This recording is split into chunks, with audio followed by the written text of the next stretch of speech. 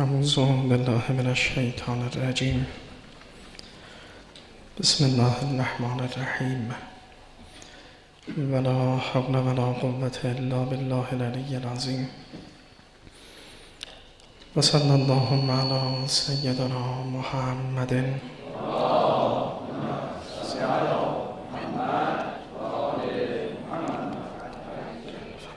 و علی اهل بیته الطیبین الطاهرین الهداة المهدیین المنتجبین، سیما بقیة الله فی السماوات و الارضین. با عرض تحیت و درود خدمت حضار محترم، توفیقی است که پنجمین گفتگو را از مجموعه مباحث انسان و شیطان با توجه به آیات نورانی قرآن کریم خدمت بزرگواران تقدیم می‌داریم. اما با توجه به حساسیتی که گمان می‌کنم در قسمت پایانی بحث پیشین برای دوستان و عموماً شاید برای جامعه وجود دارد، من یکی دو نکته رو لازم می‌بینم که به مباحث گذشته بیفزاییم و مطلب رو به پایان برسانیم. آنگاه بحث این نوبت رو شروع خواهیم کرد. همان گونه که بازگو شد، آیا شیطان میتواند ارتباط خارجی و عینی و فیزیکی با انسانها برقرار کند؟ یعنی آیا شیطانی که قرآن معرفی میکند نیروی اجرایی بیرونی و خارجی دارد؟ خیر، این مسلم است در قرآن کریم که ارتباط انسان و شیطان و انسان از مقوله رفتار فیزیکی خارجی عینی اجرایی نیست. شیطان این گونه ارتباطی رو با انسان در خارج ندارد. نمیتواند بازوی آدمی رو بگیرد به سوی سوق دهد و ببرد. نمیتواند رشته‌ای در گردن آدمی بیفکند اونجا که خاطرخواه اوست بکشد. این مسلم است و روشن در آیات قرآن. اما گذشته از این شیوه اعمال نفوذ، آیا قابل رؤیت و دیدن خواهد بود چنین موجودی به شکل خارجی و عینی همان گونه که بقیه اشیاء و امور رو میبینیم؟ اشاره کردیم خیر، اصل اولی نیست. همان گونه که گفته شد و شاید انتخاب ما این بود، شیطان رو ما از مقوله ملائکت الله میدانیم و ملک جن است به معنای لغوی، یعنی ناپیداست، دیدنی نیست اساساً ماهیتاً. بنابراین شیطان هم دیدنی نیست مانند بقیه ملائکت الله، بفرمایید مانند بقیه جنیان. اساساً اصل در وجود ملک، اصل در وجود جن بودن است، یعنی پنهان بودن و نامرئی بودن. این یه امری است که دیگه نیاز به استدلال هم ندارد. اما آیا چنین امکانی وجود ندارد اصلاً؟ یعنی از این اصل ما استثناء نداریم مانند در اصل دیگری؟ چرا؟ گفتیم که به طور کلی در باب ملائکت الله قاعده است به نام تمثل، یعنی ملائکه می توانند قالب مثالی انسان رو بیابند، نه وجود عینی خارجی انسانی را. می توانند در یک قالبی که انسان مشاهده ظاهر این قالب رو می کند که بهترین تعبیر رو هم خود قرآن به کار می برد که تمثل، فتمثل لها بشرا سویا، دیده شد مانند یک انسان کامل، نه اینکه یک انسان تمام عیار باشد. این تعبیر رو در مورد جبرئیل امین مشاهده می‌کنید در قرآن و در مورد پاره از ملائکت الله چنین نکته‌ای دیده می‌شود. ابلیس هم قاعدتاً از این قانون مستثنا نیست.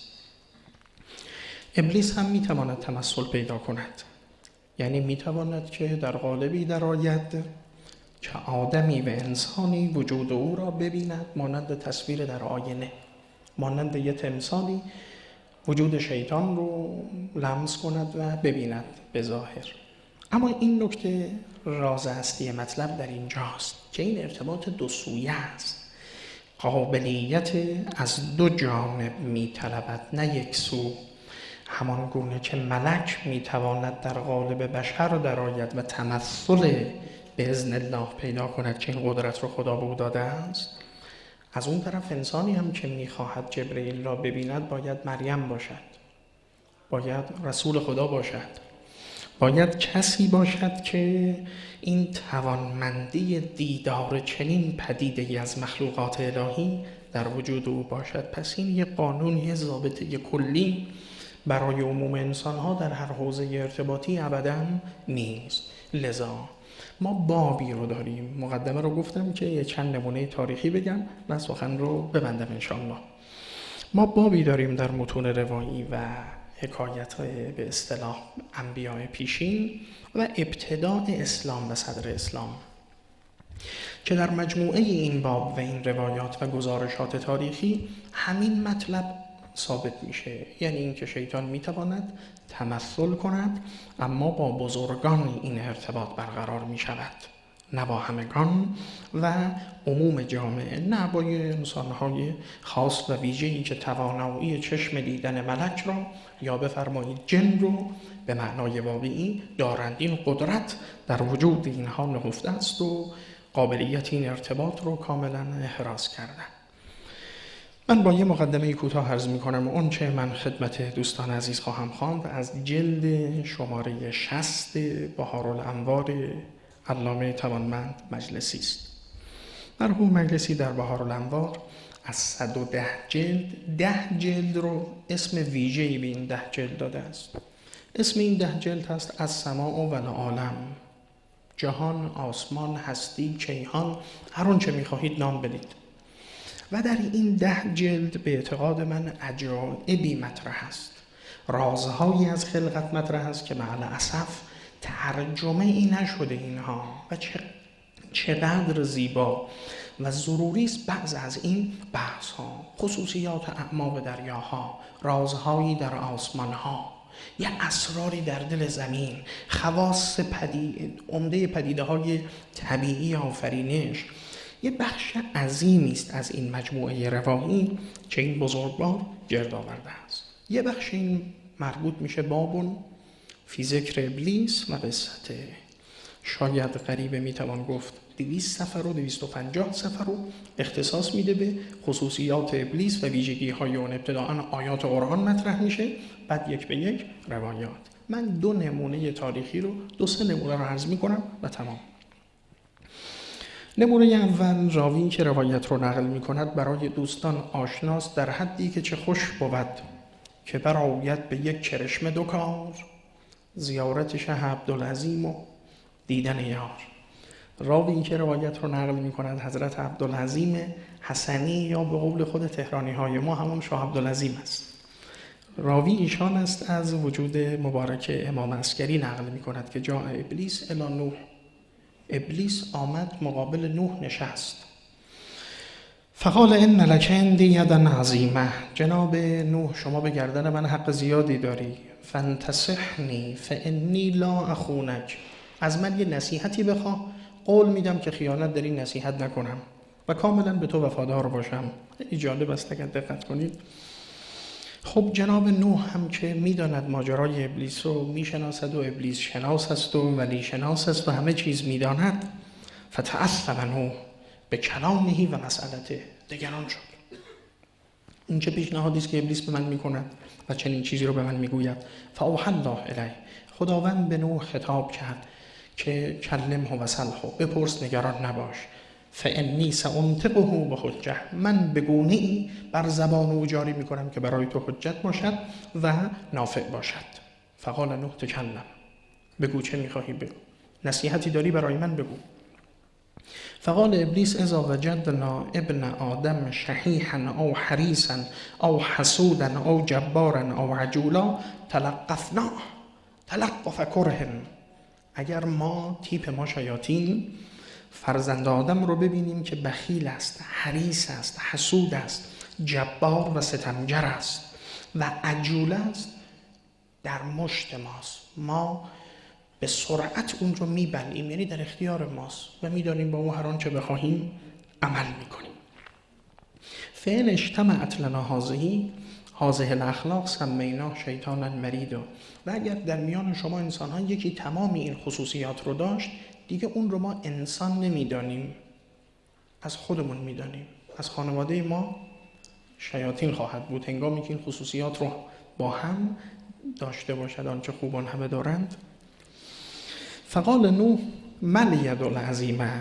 جناب نوح گفت که خب حالا تو اول حرفت گفتی که من به گردن تو یه حقی دارم. چه حقی من به گردن تو دارم؟ ما کجا با تو ارتباط داریم؟ بنده خدا مل ید العظیمه التي من انجام دادم. الله اکبر. قال انک دعوت الله علی اهل الارض فالحقتهم فی ساعة بالنار فصرت فارغا ولولا دعوتک لشغلت بهم دهرا طویلا. جناب نوح تو یه دعا کردی بر این جماعت و یه نفرین بر اینها کردی که لا تذر علی الارض من الکافرین دیارا. خدا یه جنبنده از اینها روی زمین نگذار، یه نفرشون باقی نگذار. عذاب الهی اومد اینها رو نابود کرد. اگر این نفرین تو نبود یه عمر کار من با اینها طول میکشید تا اینها رو به جهنم ببرم. تو کار ما رو راحت کردی و آسان کردی، لذا طبعا تو برگردن ما حق داری. روایات کاملا نشان میدهد که ابلیس به حضور نوح میرسد و یه گفتمان کاملا عادی رو با جناب نوح دارد. روایت معتبر بین موسی، حضرت موسی نشسته است. از اقبل ابلیس و علیه برنسون. ابلیس آمد و یه کلاه خاصی روی سرشه، یه شکل ویژه‌ای دارد. فوضعه و دنا من موسی و سلم. نزدیک موسی شد و سلام کرد بر موسی. فقال له موسی من انت. چی هستی تو؟ قال ابلیس. گفت من ابلیسم. قال لا قرب الله دارک. خدا تو را به من نزدیک نکند، برو که از شر تو در امان باشم. لماذا البرنس. این چیه رو سرت گذاردی؟ قال اختطفت به قلوب بنی آدم. این یه چیزیست که با رنگهای این و شکل این من دل انسانها رو میبرم، به سوی خودم جذب میکنم و دلبری میکنم. حالا دامهایی که انشاءالله نوبتهای آینده میخوانیم و مطرح میکنیم خدمت دوستان عزیز. فقال له موسی اخبرنی بالذنب الذی اذا اذنبه ابن آدم استحوذت علیه. چیه اون کاری که فرزند آدم وقتی انجام میدهد در چنگال توست؟ ذالک اذا اعجبته نفسه و استکثر عمله و صغر فی نفسه ذنبه. سه چیز جناب موسی. یک این که هنگامی که اعجاب پیدا میکند، غرور نفسانی پیدا میکند به خویشتن خویش، خود اتکایی منفی پیدا میکند. دوم و استکثر عمله. وقتی کار خودش رو بسیار میبیند و خودش رو تافته‌ای جدا بافته برمی شمارد و هنگامی که خطا و اشتباه در نظرش کوچک می آید، وقتی که کارهای کوچک خود رو بزرگ می بیند و کارها و خطاهای بزرگ خود را کوچک می شمارد و غرور به نفس خیش پیدا می کند، این انسان در چنگال من و در چنبره قدرت ماست. مشکلی با این انسان من دیگر ندارم. آخرین سخن روایت این هم از روایات بسیار معتبر از امام صادق. صعد عیسی علی جبل بشام. ببینید من چه سیری رو مطرح میکنم، پیامبران الهی را. عیسی بر کوهی بر شام ایستاده است که یقال له اریحا، همانی که میگید از اریحا، همین سرزمینی که امروز پای نامبارکی متاسفانه در آن جنایت میکند و قدوم اسرائیلیان ملتی رو به خون میکشد در اونجا. فاتاه ابلیس فی صورت ملک فلسطین. ابلیس به شکل یکی از بزرگان فلسطین آمد در مقابل عیسی. یا روح الله احییت الموتى و ابرأت الاکمه. جناب عیسی تو که توان داری مرده زنده میکنی، تو که بیماری برص رو درمان میکنی که امروز هنوز درمانی در دنیای امروزین ما دانش پزشکی ما ندارد، اکمه ابرص. فاطرح نفسک عن الجبل. تو که توان این کارا رو داری برای من ثابت کن، خودت از این بالای کوه بنداز به زمین، تو که بعد میتونی خودت زنده کنی. فقال ان ذلک، چنین چیزی به من اذن داده نشده است، من نباید چنین کاری رو انجام بدم. الیس تزعم انک تحیی الموتى، مگر تو مرده زنده نمی کنی؟ قال عیسی بلا قال ابلیس فطرح نفسک فوق الحائط، بیفکن خودتو، نگران چه هستی؟ فقال عیسی ویلک ان العبد لا یجرب ربه. انسان که نمیخواد خدا رو امتحان کند، من که نمیخوام خدا رو امتحان کنم که خدا به من چنین قوه‌ای داده است یا نداده است. جناب عیسی هل یقدر ربک الان یدخل الارض فی بیضة والبیضة کهیئتها، آیا خدای تو میتواند تمام زمین رو در تخم‌مرغی قرار بده و تخم‌مرغ همون اندازه خودش رو داشته باشه؟ همون سوالی که گاه این ریشه ابلیسی دارد انسان. فقال ان الله عز وجل لا یوصف بالعجز. ابلیس، خداوند عجز ندارد، اما والذی قلت لا یکون، اینی که تو گفتی این مقوله است که این رو ما میگوییم محال و خداوند محال رو انجام نمیدهد چون خودش محال کرده است، لذا این محال است، این سفسطه است و چنین کاری رو خداوند انجام نمیدهد. تا اینجا که ملاحظه فرمودید ما سخن رو به عیسی ختم کردیم و این نام مبارک مطرح شد. عین این حکایت برخوردی که عرض کردم تو متن انجیل میبینیم. در دو انجیل، یعنی انجیل متی و انجیل لوقا، عین مطلب دیده میشه، یعنی همین ملاقات ابلیس با جناب عیسی، اما با یه تفاوت‌هایی. من یه مختصری از انجیل رو میبینم که دیدگاه قرآن و تفاوتش رو با انجیل شما یه مقایسه‌ای در ذهن شریفتون بکنید. سری میخونم، ترجمه رو میخونم. انجیل لوقا، حالا اجازه بدید من متی رو بخونم، بنابر دلیلی فکر میکنم بهتر باشه، هم کوتاه‌تر است این قسمت گزارشش، هم شاید منظم‌تر باشه. در باب 4 انجیل متی: آن وقت روح خدا عیسی را به بیابان برد تا در آنجا شیطان اور، سرزمینی است، با وسوسه ها آزمایش کند. شیطان اور. عیسی برای مدت 40 شبانه روزه گرفت و در آخر بسیار گرسنه شد. در این حال شیطان به سراغ او آمد و او را وسوسه کرد تا سنگ‌ها را نان کند و بخورد.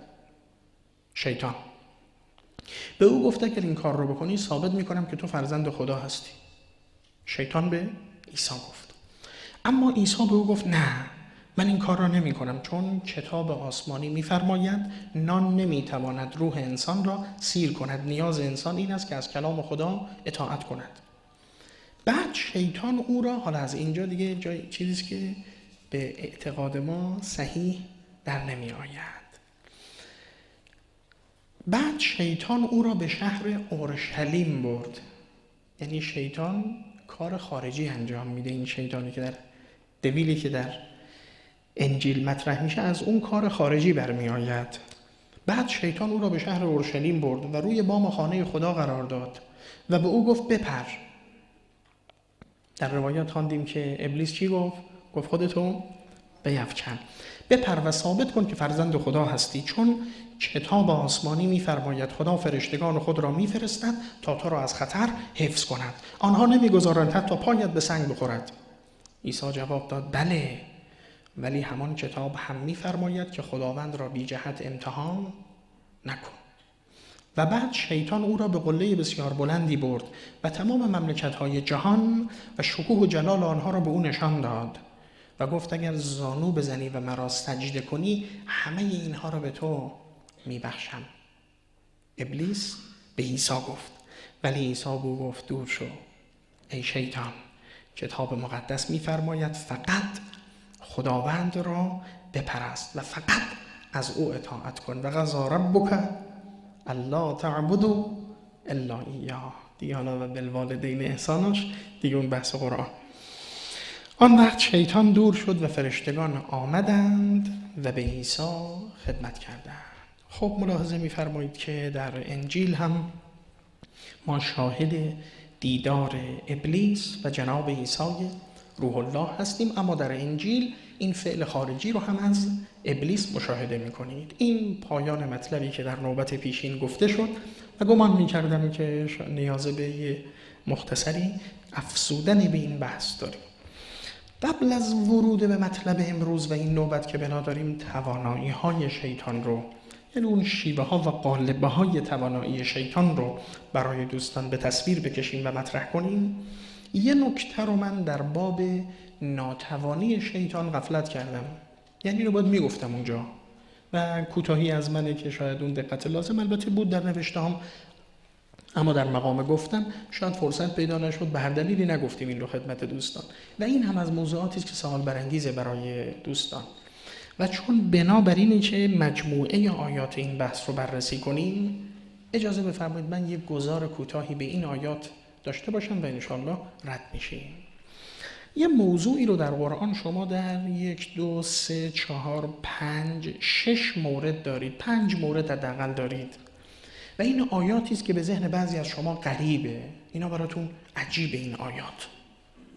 یه نمونه اون رو من خدمتتون کوتاهش رو عرض میکنم. ببینید مثلا فرض بفرمایید سوره مبارکه صافات، انا زینا السماء الدنیا بزینة الکواکب. من سریع توضیح میدم که برسیم به قسمت‌های بعدی. ما تزیین کردیم آسمان دنیا را به زینت کواکب. آسمان دنیا یعنی چه؟ دنیا عزیزان برخلاف اون تصوری که جمع و جماعتی میگویند که به معنای دناعت است و از ماده پستی میآیند، چنین معنایی را ندارد. دنیا مؤنث است. دنیا رو اسم خانم ها میگذارن یا آقایون؟ دیگه نام خانم ها خیلی ها دنیاست. اهل دنیا خانم ها دنیا و مثلا این نامو براشون گفته میشه. ببینید کلمه دنیا مؤنث است، مذکر اون ادنا، اکبر، کبرا، اصغر، صغرا. از ماده چی میاد؟ از ماده دنو و نزدیکی. دنیا یعنی نزدیک. الحیات الدنیا یعنی زندگی نزدیک، در قبال الحیات الاخره یعنی زندگی که فاصله بیشتری با ما انسان ها دارد. پس دنیا یعنی نزدیک. آسمان نزدیک، بله، ما 7 سماوات طباقا، ما 7 آسمان داریم تا جایی که کیهان و کهکشان وجود دارد. 27 سال است وویژر 2 در حال حرکت است. از فضای منظومه شمسی 2.5 سال قبل 3 سال قبل خارج شد، اما ما که جایی نرفتیم، کاری نکردیم هنوز در این کیهان. هنوز ما اندر خم پس کوچه ایم، نه یک کوچه. این کهکشان راه شیری کجا، دانش ما کجا؟ 2 ابر ماجلان کجا، دانش ما کجا؟ خوشه های بعدی کجا، دانش و تسلط ما در کیهان شناسی کجا؟ هر آنجا که ستاره و سیاره وجود دارد، تا اونجا که کیهان دیده می شود، تمام اینها میشن از سماع و دنیا، یعنی تمام آسمان های ملموس محسوس مادی کیهانی و آسترون به تعبیر یونانیان، آسترون به معنای عامش، همه میشن سماع دنیا. حالا بعد از این آسمان های دیگری شروع می شود. کدام آسمان؟ همون آسمان هایی که خداوند میگوید و رزقکم من السماء و ما توعدون، ما روزی شما رو از اونجا تنظیم میکنیم، وعده های ما در اونجاست، بهشت آنجاست، جهنم اونجاست. همون آسمانی که به صراحت و قدرت یدبر الامر من السماء الی الارض، تدبیر میکند امر را از آسمان به سوی زمین. این دیگه آسمان مادی نیست، این همانی است که تعبیر قرآن را الان در اینجا مشاهده میکنید. انا زینا السماء الدنیا بزینة الکواکب، ما تمام اینها رو زینت کردیم، آراستیم زیبا. و حفظا من کل شیطان مارد، و این مجموعه رو حفظ کردیم از شیطان متمرد. حالا لا یسمعون الی الملأ الاعلی و یقذفون من کل جانب.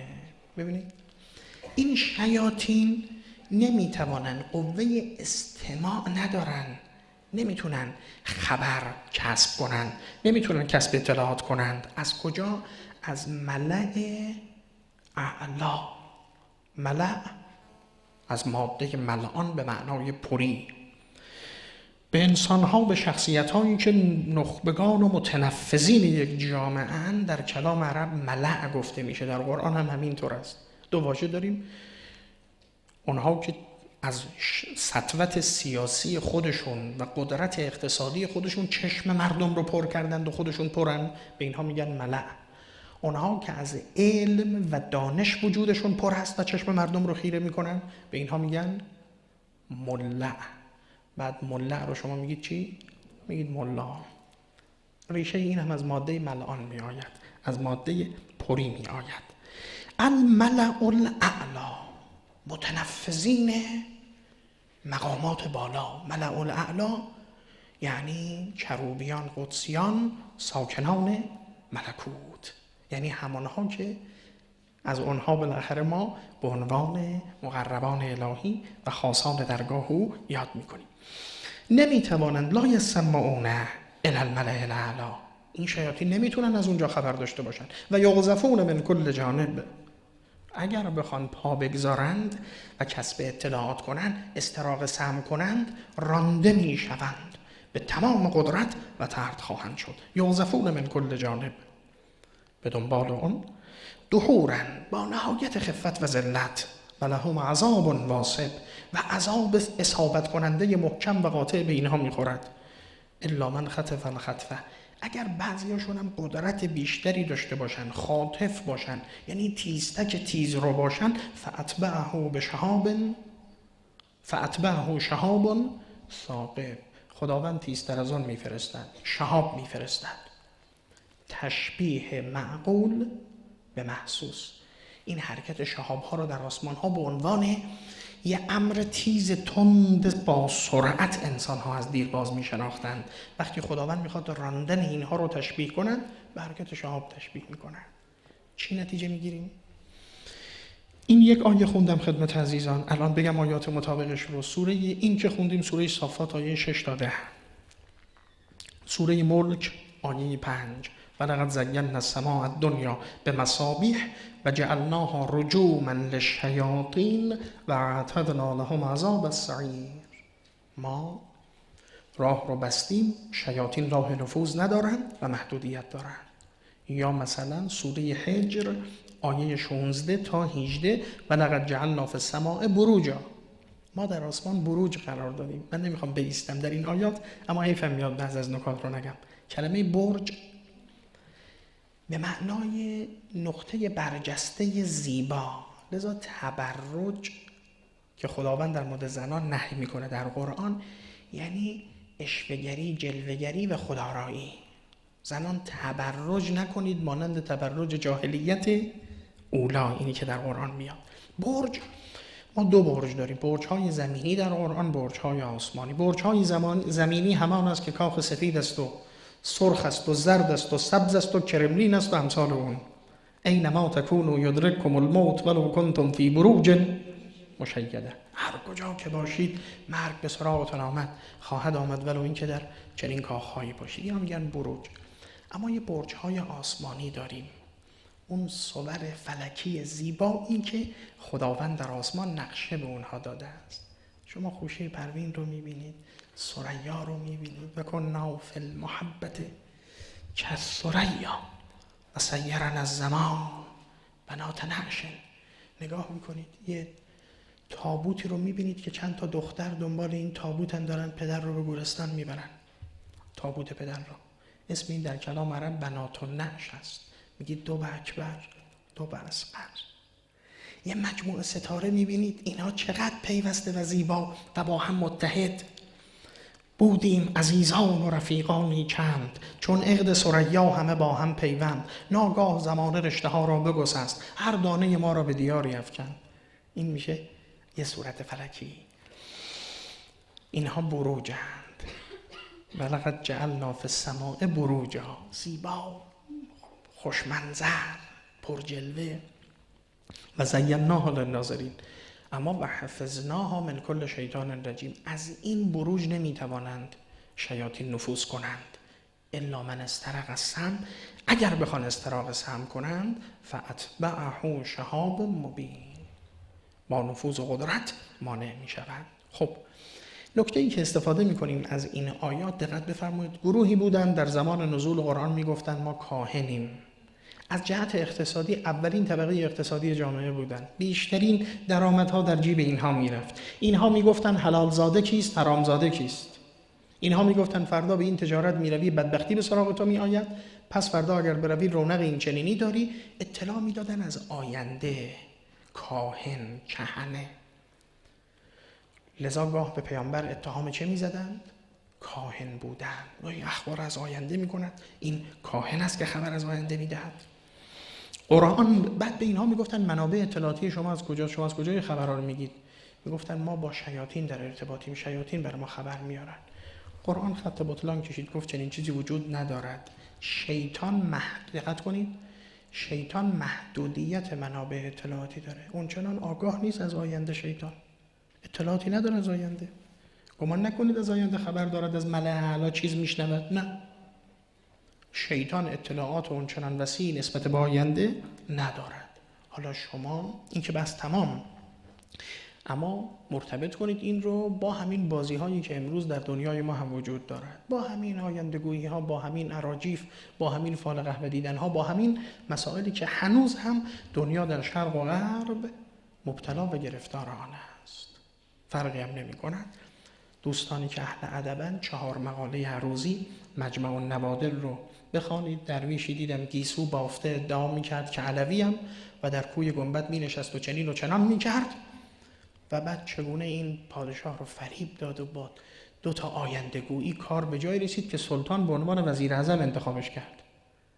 این بازی ها بوده است، الان هم هست، فکر میکنم متاسفانه در آینده هم خواهد بود. قرآن خط بطلان میکشد. نه، راه ارتباط با عالم ماورا، راه ارتباط با جهان غیب فقط زنجیره اتصال و نردبان وحی است که نردبان آسمان است این کلام، هر که از آن بر شود آید به بام. نی به بام چرخ کان اخسر بود، بل به بامی که از فلک برتر بود.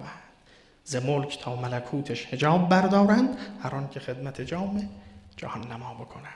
این پایان 2 موضوع این که از نوبت پیشین بنا به گفتن اون رو خدمت عزیزان داشتیم. اما دیگه حالا با تمام عرض به خدمتون عنایت و لطف به بحث، کاملا التفات بفرمایید که 2 تا موضوع بسیار سنگین رو باید شروع کنیم. یک که در این نوبت انشاءالله هر مقدار اون رو بتوانم خدمت دوستان بازگو میکنم، توانایی های شیطان است به بیان راهکارهای ارتباط شیطان با انسان. این خیلی مهمه. اما این نوبت ما شیوه ها و قالب هاشو میگیم، یعنی بحث سخت افزاری است. بحث نرم افزاری اون رو نوبت آینده مطرح میکنیم. قالب ها رو میگیم، محتوا رو انشاءالله خدمتون دقیق مو به مو به حول و قوه الهی من از آیات 1 به 1 مطرح میکنم خدمت دوستان و بعد کاربردی اخلاقی این ماجرا دیده میشه. حالا شروع میکنیم. 12 مورد رو من به تنظیمی که از قرآن بیرون کشیده شد خدمت دوستان عزیز مطرح میکنم. پس الان میخوایم چی رو مطرح کنیم؟ راهکارهای ارتباط شیطان با انسان، یا به بیانی نگاه میکنیم به حوزه توانایی شیطان. 1. نخستین راه ارتباط، یعنی نخستین شیوه ارتباط شیطان با انسان، من سعی کردم واژگان پارسی بگم، بعد خود آیات رو که بخونم خدمت عزیزان دیگه معادلهاش روشن میشه برای دوستان. ارتباط سریع پنهانی است، انتقال سریع پنهانی است. ارتباط سریع پنهانی، از این در قرآن تعبیر به چی میشه؟ وحی. شیطان وحی میکند. این اولین ارتباط شیطان با انسان است. ایحاء به تعبیر عربی اون و وحی. بعد میگید مگر شیطان وحی میکنه؟ بله. سوره مبارکه انعام آیه 112 و کذالک جعلنا لكل نبی عدوا شیاطین الانس والجن یوحی بعضهم الی بعض زخرف القول. هر پیامبری دشمنی دارد. قرار دادیم برای هر پیامبری دشمنانی از شیاطین انس و جن که یوحی بعضهم الی بعض زخرف القول. این شیاطین وحی میکنن به هم. حالا از این نزدیکترش هم داریم به خدامون. وحی میشه. موضوع این وحی چیه؟ زخرف القول. زخرف، زخرفه یعنی آراستگی تصنعی. عذرخواهی میکنم این جمله رو ما به کار میبریم، معنای خوبی برای ما نداره. میگیم عجب حرف مزخرفی گفت فلانی، یعنی حرف بیهوده، لغو. اما این نیست معناش در لغت عرب. مزخرف یعنی آراسته، یعنی طلایی، یعنی مطلا. خیلی ظاهرش آراسته است، خوش طرق و برق، اما ظاهرش چون گور کافر پرهلل، باطنش قهر خدا عز وجل. گندی است که بر آن لباس زیبایی پوشانده شده است. این میشه زخرف القول. سخنانی که ظاهرش رو نگاه میکنید عجب جذاب است، چقدر اینها فریبنده است این مطالب، اما محتوای آن تیرهای زهرآگینی است که بر قلب فرزندان آدم می نشیند. شیاطین وحی می کنند. سوره مبارکه انعام، همین سوره آیه 121: و ان الشیاطین لیوحون الی اولیائهم. شیطان به دوستان خودش وحی می کند. خب این میگید یعنی چه؟ دقت بفرمایید کلمه وحی در این وحی لغویه. وحی در کلام عرب یعنی سرعت. میگویند وقتی میخواد کسی تیز بدود بدو، یعنی وها الوها، یعنی اسرع. در دعا میخوانیم که خدایا اگر میخواهی به ما عنایت کنی و ان کنت معکولا فکن خیر آکلی و الا فادرکنی فلما امزق. خدا اگر ما بناس از بین بریم دیگه، اگرم قرار نجاتمون بدی زود، ما صبر نداریم، برای من قرار بده مخرجا وحیا. این زود جواب ما را اگر زود میدی بده و الا اصلا جواب نده. بعضیامون با خدا همینطور صحبت میکنیم. وحی یعنی سریع. پس وحی یعنی انتقال سریع و پنهان. اساساً با آن سخنی که خدا به پیامبران خویش اگر میگوییم وحی از این باب است، چون چه مبارک سحری بود و چه فرخنده شبی، آن شب قدر که این تازه براتم دادن، انا انزلناه فی لیلة القدر. آمد و پنهانی وارد شد، بر دلی نشست، میان عاشق و معشوق رازی است پنهان که نه سیم است و نه کات است و نه استوانه به تعبیر اهل دل. این چیز دیگری است. این همین آموزش و انتقال سریع رو خداوند به آسمان ها دارد و اوحی فی کل سماء امرها. به حیوانات دارد و اوحی ربک الی النحل ان اتخذی من الجبال بیوتا. خدا همین وحی رو به مادر موسی دارد و اوحینا الی ام موسی. خدا این وحی رو به پیامبران دارد و اوحینا الی موسی. وحی انتقال و آموزش سریع است. شیطان هم از همین راه استفاده میکنه. شیطان اولین راه ارتباطش با انسان وحیه، یعنی انتقال پنهانی و سریع یه مطلب که به تعبیر خودمون پالس فرستاده میشه. امواج رو شیطان میفرستد، مرس میزند. ما دستگاه گیرنده مرس شیطان و فرکانس های شیطانی رو داریم؟ بله. در وجود ما یه دستگاهی است که این پالس های شیطان رو فقط دریافت میکند، اصلاً به پیام های الهی کار ندارد. این از توانمندی ها و اجزاء نفس ماست. به این میگیم قوه واهمه، قوه وهم. این آماده است فقط برای گرفتن پیام ها و پالس های شیطان. همونطور که قوه عاقله و عقل در وجود انسان پیام های رحمان رو میگیرد. عقل مهیا و مستعد شده است برای گرفتن خطابات الهی، لذا انبیا خطابشون به اولي العقول و اولي الالباب است.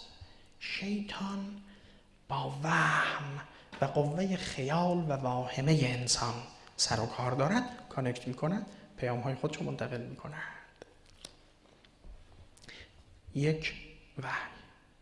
دوم، شیوه دوم، این وحی یه مقداری باریکتر و ظریفتر می شود. تبدیل به چی میشه؟ وسوسه چیست؟ من شر الوسواس الخناس الذی یوسوس فی صدور الناس میشه. وسوسه در لغت صوت خفی علی ضرب شر. وقتی یه صدای بسیار ضعیفی گفته میشه که شر توش، نگرانی ایجاد میکند، دلهره میآورد، اضطراب ایجاد میکند، این رو در لغت میگن وسوسه. این وسوسه است. شیطان وحی میکند و به دنبال اون این وحی تبدیل به وسوسه میشه. حالا ببینید این قسمت اول که بحث ارتباط خارجی و داخلی شیطان رو عرض میکردم، این وسوسه جای اون کجاست؟ دیگه همتون میدانید. من شر الوسواس الخناس الذی یوسوس فی صدور الناس. در جانهای پنهانی متاسفانه پوشیده پنهان میروی. اندر میان جان من شیطان ارتباط درونی از طریق همون قوه وهم با جان و نفس انسان برقرار میکند. میشه من شر الوسواس. یه وقتی به دوستان در باب فونو سمانتیک قرآن صحبت میکردیم با بعض از دوستان، اشاره میکردم از زیبایی هایی که در این آیه و در این سوره وجود دارد همین است. میگفتیم به دوستان قل اعوذ برب الناس ملک الناس اله الناس من شر الوسواس الخناس الذی یوسوس فی صدور الناس من الجنة والناس. فضای این سوره رو چی پر کرده؟ وسوسه. خداوند اصلا نمایش میده تو این سوره با فونوسمانتیکش. فضای این سوره فضای وسوسه است، کاملا نشان میدن پنهانی بودن، رازآلود بودن رو. حالا تو خود همین جمله من فقط یکی بگم رد بشم. ببینید من شر الوسوسه رو گفتیم، من شر الوسواس الخناس. خناس یعنی چه؟ به ستارگان سحری که میاند و یه بار تو نگاه میکنید دیگه دیده نمیشن میگن خنس. فلا اقسم بالخنس الجوار الکنس واللیل اذا عسعس والصبح اذا تنفس انه لقول الفصل و ما هو بالحزل. به این ستارگان میگن خنس. خناس کسی پشت ستون ایستاده است، سر رو در میآورد، یه دادی میزند، بعد پنهان میشه. شما نگاه میکنید چه کسی بود صدا زد، سهراب، نمیدونید، مشخص نمیشه. این میشه خناس. خناس یعنی اون که یه باره صدایی میاد دیگه خبری نیست کیه، هست واقعا اما شما پنهانی است. بسیار ارتباط پیچیده رازآلودی است. این دو وسوسه. خب حالا ببینید این نکته رو بگم. ضد وسوسه در لغت چیه؟ الهام. الهام صدای آرام و آهسته است علی ضرب الخیر. تو وجود ما یه بخشی داریم 50% مستعد وسوسه است، یه بخشی داریم 50% مستعد الهام است. میشه خلوت دل نیست جای صحبت از داد، دیو چو بیرون رود فرشته درآید. یا ما فضا رو برای وسوسه مهیا میکنیم یا برای الهام. میشه ان للقلب اذنین. جان انسان دو گوش دارد، اذن من الرحمن و اذن من الشیطان. گیرنده وجود ما از دو ماهواره پیام دریافت میکند، یکی ماهواره شیطانی، یکی ماهواره رحمانی. شیطان هم پیامش امواج رو میفرستد، رحمان هم میفرستد.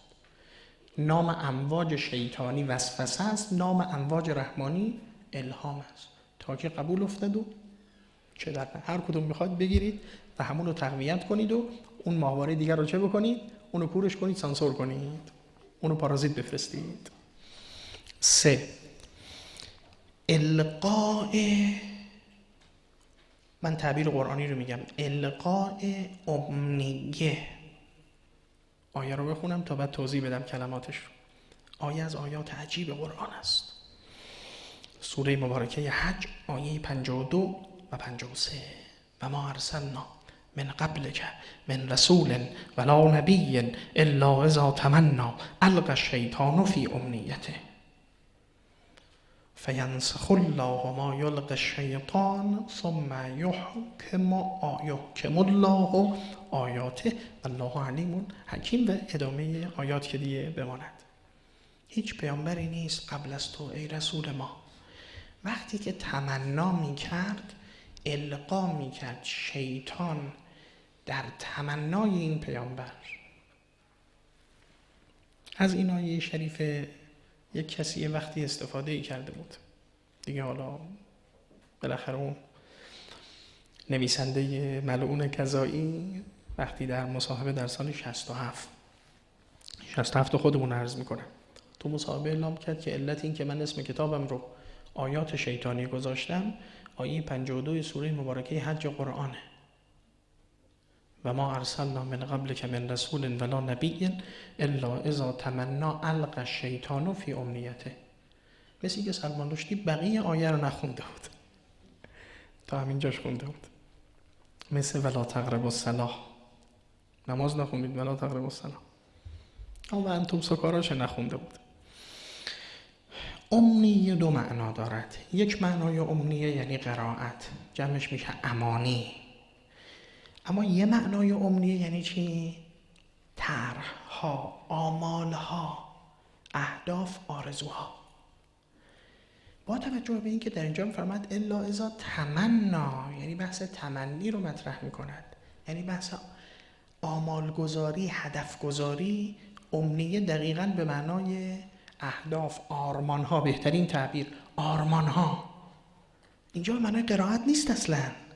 حالا اون جواب داره، اون بحثی نداریم ما. هیچ پیامبری نبود قبل از توی رسول خدا وقتی که هدف گذاری میکرد و آرمانهای خودش رو مطرح میکرد، شیطان میومد در میان آمال و اهدافی که انبیا میگفت اون هم طرح و آمال میداد به دیگران، به مردم یا طرح پیامبر رو انتخاب میکردن یا اهداف شیطان رو انتخاب میکردن. یعنی شیطان القاء امنیه میکند، یعنی آرمان میده به انسان‌ها. شیطان خیلی خطرناکه. شاید از خطرناکترین شیوه های ارتباط شیطان با ما همین باشه. القاء با همون شیوه هایی که خوندید، با همون وحیش، با همون وسوسش، القاء طرح میکند، القاء آرمان و هدف میکنه برای انسان. اما متاسفانه این اهداف شیطانی است. البته فینسخ الله ما یلقی الشیطان، خدا نسخ میکند. نسخ یعنی محو. خدا محو میکند، آرمان شیطان باقی نمیماند، اما عده‌ای رو جذب میکنه. ثم یحکم الله آیاته، خداوند آیات خودش رو تحکیم میکند. والله علیم حکیم. پس پاره‌ای از آرمان‌ها و اهداف رو شیطان به شکل طرح و قالب منتقل میکنه، القا میکنه، القاء امنیه. 4، این خیلی جالب، راهزنی و محاصره کامل. دیگه این آیه رو دوستان آگاه هستید و میدانید، سوره مبارکه اعراف آیه 16 و 17. این قسمت اول آیه مربوط به بحث من نیست، اما چون سوال شد این رو بگذارید پاسخ بدم، چون گیر ذهنی ایجاد میکند. قاله، گفت برو. شیطان گفت آقا اجازه؟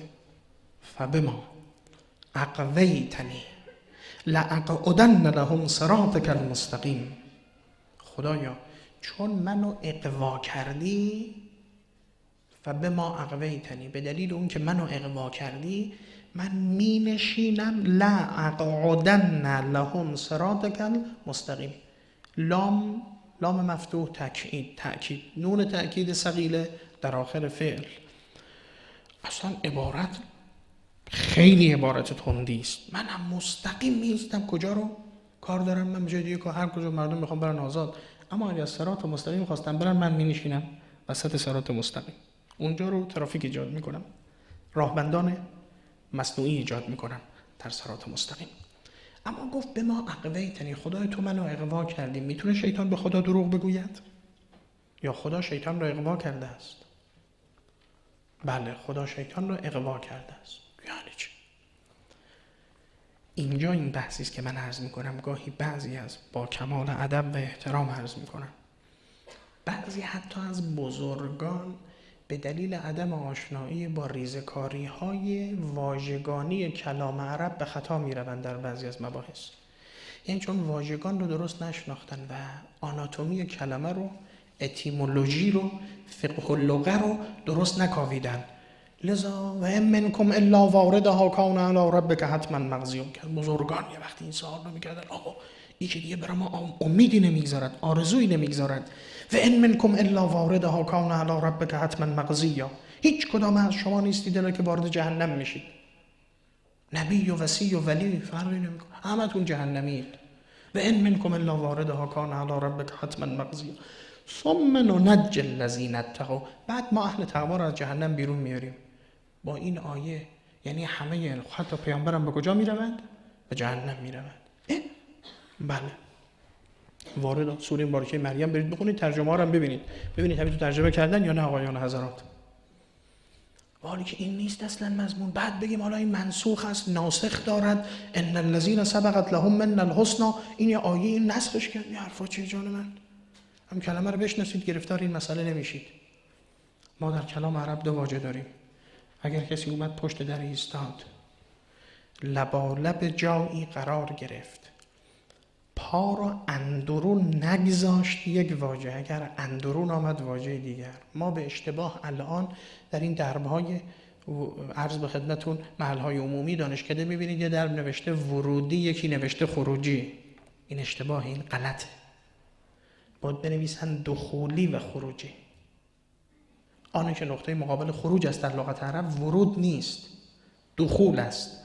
داخل شدن یعنی اندرون جایی رفتن، اما ورود نه. ورده به معنای کنار جای گود آمدن. فلما ورد ماء مدین، موسی وارد آب مدین شد، یعنی پا رو زد بالا رفت تو آب؟ نه، کناره های آب.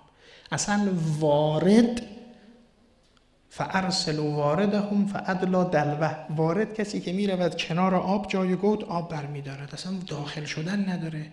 و این منکم الا واردها، هیچ کدام از شما نیستید الا اینکه در شیب جهنم هستید، یعنی احتمال خطر برای همتون وجود دارد. چطور میشه این خطر رو رفع کرد؟ ثم ننجی الذین اتقوا، با تقوا میشه این خطر رو رفع کنید. یه واژه رو میشناسید کلی معنای قرآن چی میشه؟ عوض میشود. فبما اغویتنی، اغوا یعنی چی؟ از ماده غوایت میاد. غوایت چیست؟ رسیدن به هدف، رشد. اینو تو بحثا، تو همین کتاب بحث مدیریت دوستان هستن تو کلاس در بحث گل ستینگ رو مطرح میکنیم.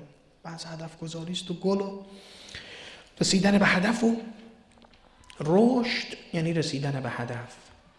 غوایت یعنی از هدف ماندن، از خواسته واماندن، نه رسیدن به خواسته.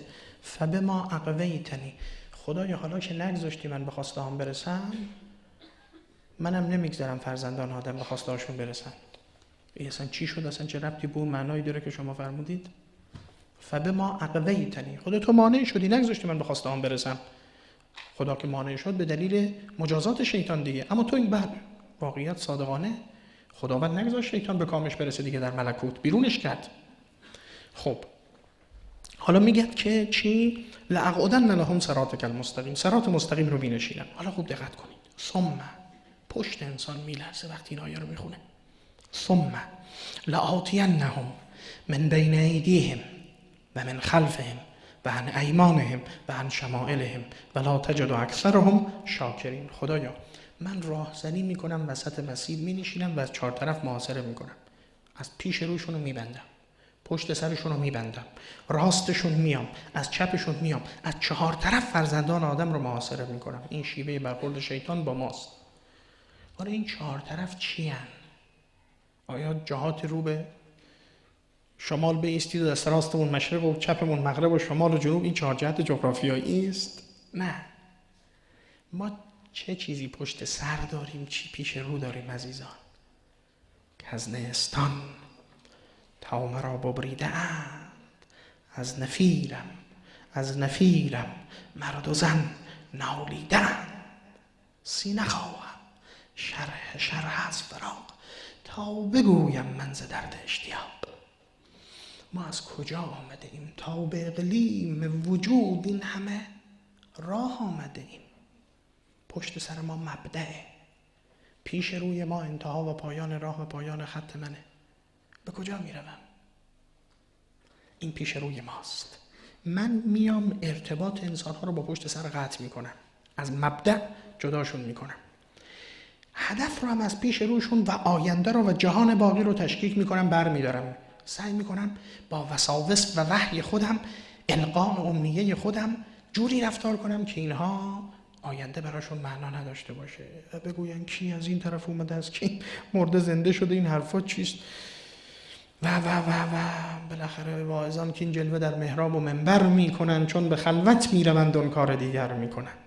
مشکلی دارم ز دانشمند مجلس باز پرس، توبه فرمایان چرا خود توبه کمتر میکنند؟ گویا باور نمیدارند روز داوری که این همه قلب و دغل در کار داور میکنند. مشکل بی‌اعتقادی به آینده و پیش رو، بی هدفی دنیا، تحیر. میخونیم در آیات حیران. دست راست و دست چپ، یمین و شمال، اصحاب المیمنه اصحاب المشأمه. دست چپ در قرآن نماد چیه؟ شمال و شؤومت، شومی. یمین از ماده یمن، نماد برکت و خیر. من شیطان میام وسوسه ها و القاءاتمو تو این 4 جهت، پشت سر، پیش رو، من از طریق شومی ها میام، پلشتی ها، کینه ها، بخل ها، حسادت ها، دشمنی ها.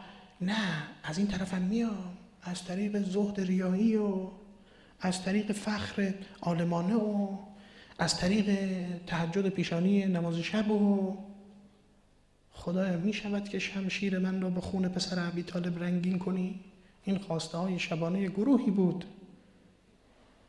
در کوفه، دعای شبشون بود بعد از نماز شبشون که خدایا میشه توفیقی بدی ما سر علی رو بشکافیم؟ از یمین می آید، از این طریق میاد. از 4 جهت راهزنی و محاصره کامل. 5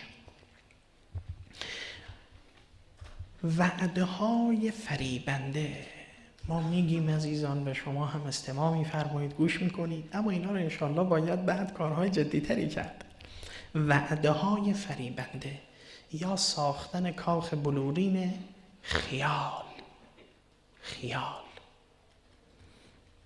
عجیب. این سوره مبارکه نساء آیه 120 یعدهم و یمنیهم و ما یعدهم الشیطان الا غرورا.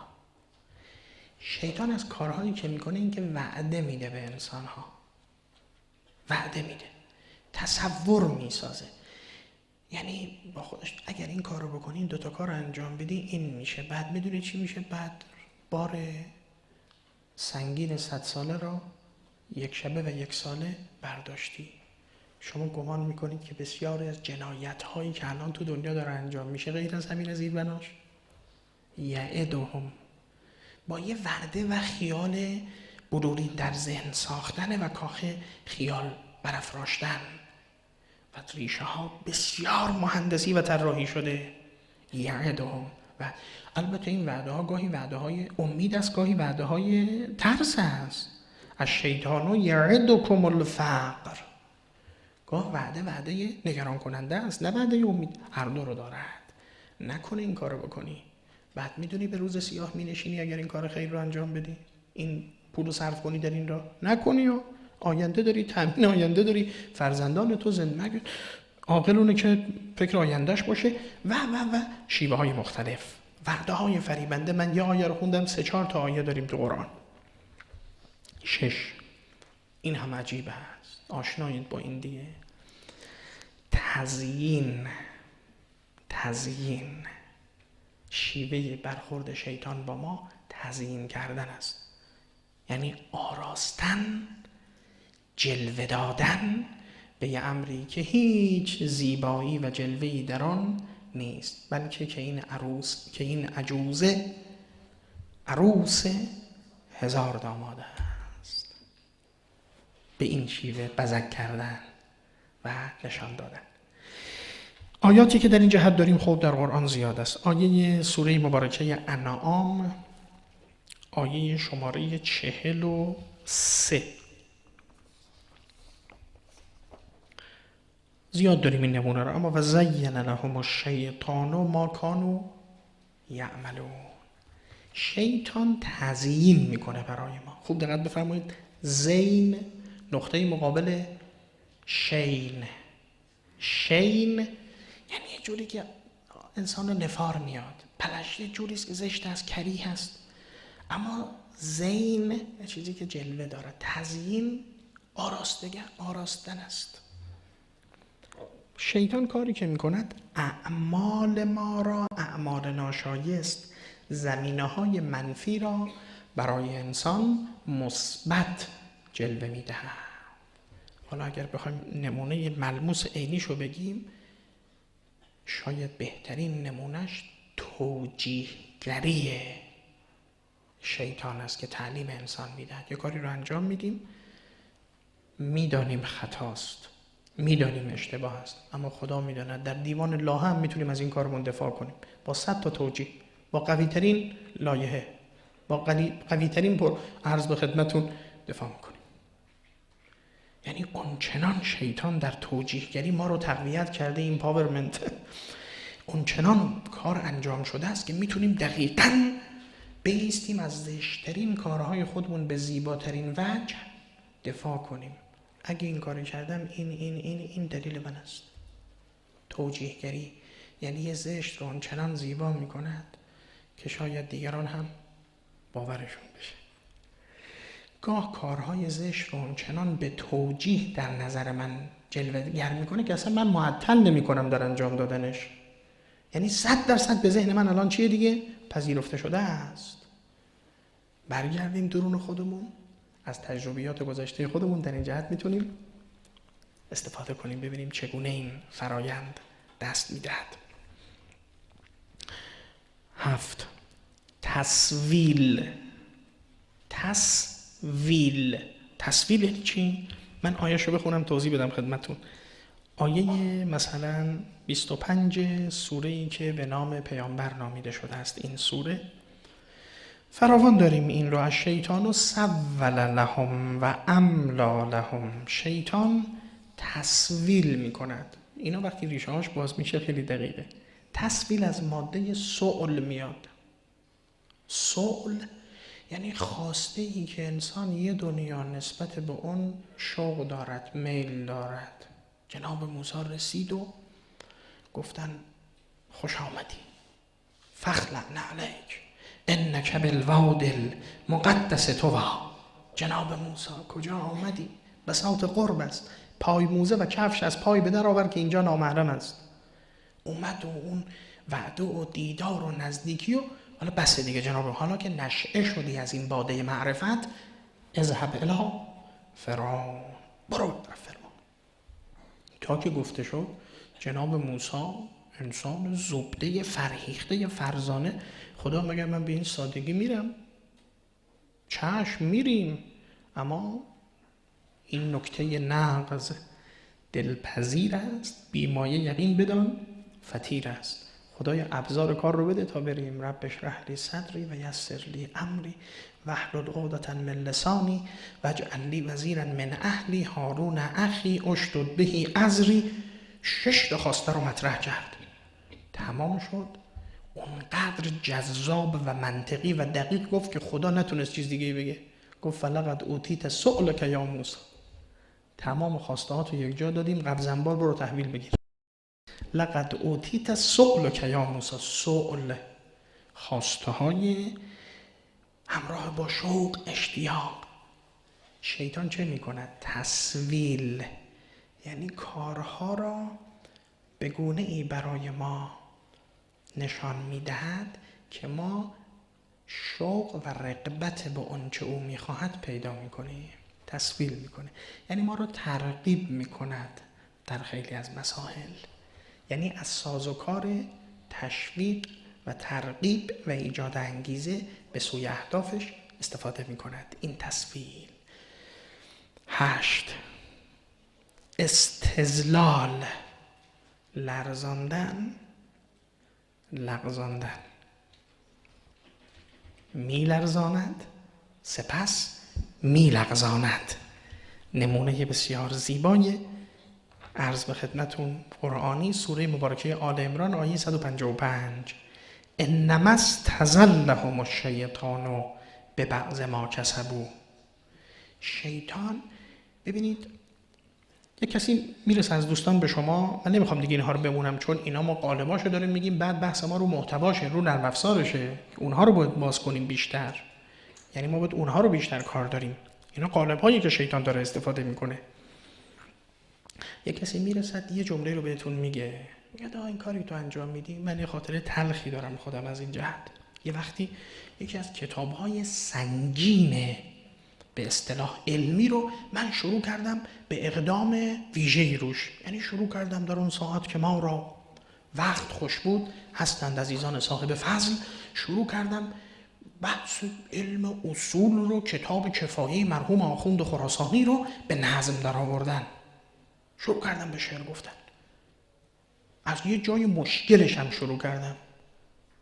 عرض به خدمتون از باب تجری که بحث بسیار مهمیه شروع کردم. و اینا یه وقتی کسی اون 100 بیتشو گفتم، یه وقتی کسی من رسید، انسان بزرگی بود، گفت شما این کاری که حالا فایدهش چیه این کار؟ یک کمی خوب سختم بود کار دیگه، خیلی کار فکری بود. روز اول کمی 10 بیت میگفتیم، 5 بیت گفتیم، روز بعد باز فکر کردیم که خب راست میگه، حالا این فایدهش چی میشه؟ بعد 3 بیت گفتیم، روز بعد 2 بیت گفتیم، بعد از یه هفته گذشت دیگه گذاشتیم کنار، هیچی نگفتیم دیگه، تموم شد. استزل، شیطان میاد یه تکان میده، بعد که این تکان گرفت، تکانه، من این رو برای نمونه مثالی گفتم نه برای کار شیطان، دومی رو تکان میده، سومی رو تکان میده، بعد چی میشه؟ بعد اون مثالی که گفتم، میخه دیوار، چکش از این طرف، چکش از اون طرف، بالا پایین، بعد به راحتی میخ رو میکشید از دیوار بیرون. استزل. خیلی باید بدونیم کجا داریم تکان میخوریم، راست و چپ. استزل. 9. ایجاد نسیان و غفلت. عجیبه، این از مهمترین حربه های شیطان است، ایجاد نسیان و غفلت. مثل این که من زمان رو از دست دادم. خیلی مایل بودم 12 عنوان رو تو این نوبت تمام می کردم، اما ملاحظه شب و دیر بودن و رفتن دوستان و خانم‌هایان رو می کنم، لذا تا شماره 8 گفتیم، شماره 9 رو میگذاریم و انشالله بعد ورود به موارد، این که حالا با استدلال شما رو به چی میخوند شیطان، به چی دعوت، اونها که تو حوزه عملیاتی زندگیمون بیشتر نمایش اون رو میبینیم. انشاءالله نوبت آینده ادامه مباحث رو بازگو خواهیم کرد. متشکرم از حوصله عزیزان و سلام علیکم و رحمت الله.